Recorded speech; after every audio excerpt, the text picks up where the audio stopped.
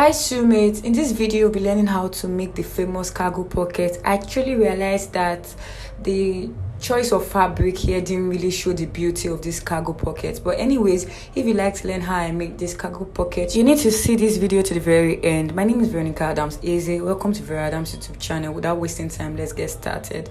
So here are the pieces that will be needed for this pocket. So I have the actual pieces for the pocket, which is 12.5 inches in length and about 10 inches in width. So the second piece would be for the pocket cover, which we have 10 inches also in width and 4 inches in length. The last part will be what we call the pocket border, and we have 3 inches in width and about 33 inches in length. So I'll go ahead and check if this pocket border is enough for the pocket. So right here I'm placing it right side facing right side all over the edges of this pocket, as you're seeing me doing here. So at this point I realized that it was enough, so we can go ahead with it. But right before we do, we need to iron down one edge of this border, just as you're seeing me illustrating here. So go ahead and press it down.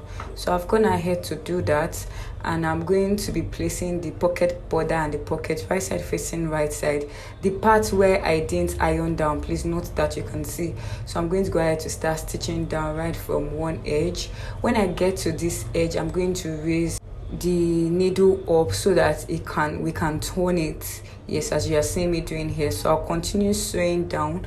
When we get to this second edge as well, I'll go ahead and do the same thing that I did.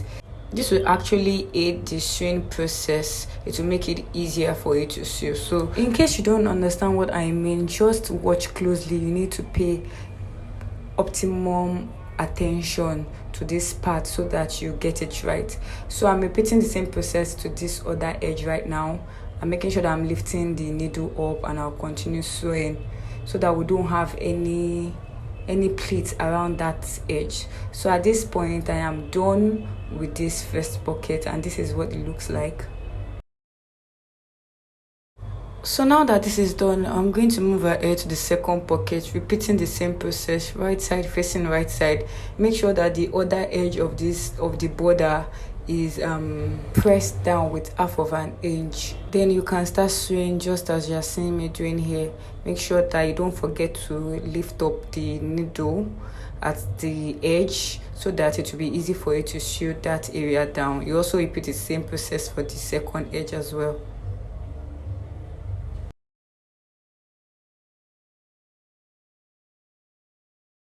So once this is done, this is what the pocket should look like. So here is the pocket, and now you can go ahead and turn this part to the right side. Make sure that you turn the edges to the right side.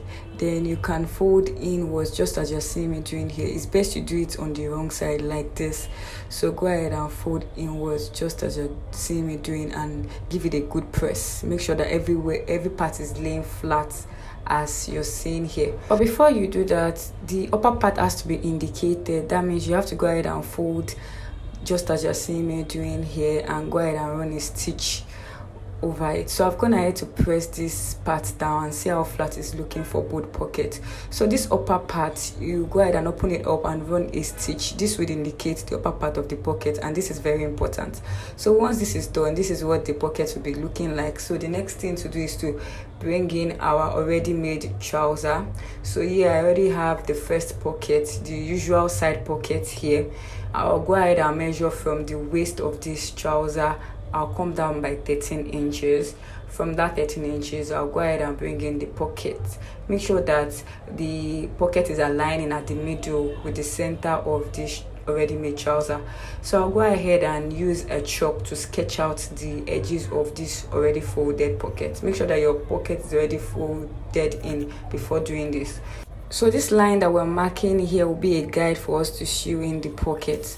So once this is done, I'm sorry, I think the chalk is not so visible, but anyways, please bear with me. I'll go ahead and open up this pocket. Make sure that you open it up. Initially you folded in and mark the lines, then you would open it up and then run a stitch following the line that we made with the chalk.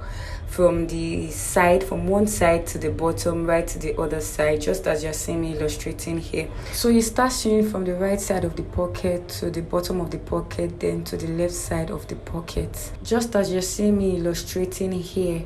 And this is what we will have after we're done stitching.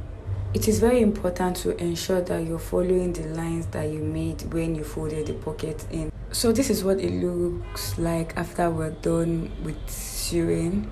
And then the final thing is to close up this part, this edge. Make sure that you put the two edges together and run a stitch of about 1.5 inches downwards, just as you're seeing here.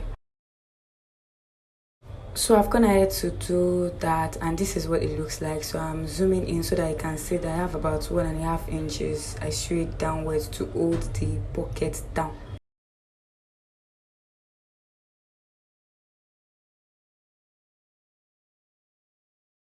Now that this is done, go ahead and work on the pocket cover. I'll bring in the pieces for the pocket cover. So here are the 4 pieces. 2 pieces for one pocket and the other 2 pieces for the other pocket. So I'll go ahead and place the first 2 pieces right side facing right side together, just as you're seeing me doing, and I'll run a stitch of 1/2 inch on 3 edges of this pocket, leaving only 1 edge, and this edge is where we're going to turn it inside out. So now I'm done stitching the 3 edges right here. I'll go ahead and turn it inside out.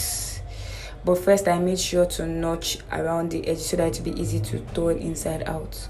So right here, once I've turned it completely, I'll go ahead and run a top stitch following that same line. So once this is done, I'll bring it in here and place it right above the pocket that we just made. And then I'll go ahead and run a stitch of 1/2 inch on it, just as I'm illustrating.